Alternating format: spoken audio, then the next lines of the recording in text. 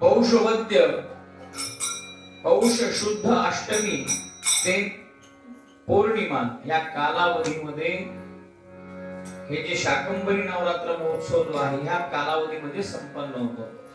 आपले शारदीय नवरात्र आहे, वासंतिक नवरात्र आहे, हे प्रतिपदेपासून दशमी पर्यंत, नवमी पर्यंत नवरात्र असतं. पण हे जे नवरात्र आहे ते अष्टमीला सुरुवात होते आणि पौर्णिमेला त्याची सांगता होते. मग या नवरात्राचं महत्व काय आहे, महात्म्य काय आहे? हे नवरात्र जो कोणी ह्या नवरात्रामध्ये उपासना करत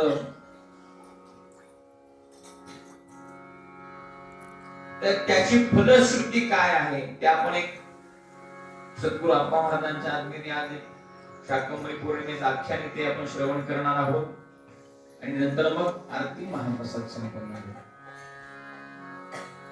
विद्युत्ताम समप्रभां मृगवते स्कंदस्थितां भीषणां कन्याभिकरवालकेट विलसद्दस्ताभिरासेवितां हस्तैष्टकरगदासिकेट विशिकां शापं गुणं तर्जनीं विप्राणामनलात्मिकां शशिधरां दुर्गां त्रिनेत्रां भजे.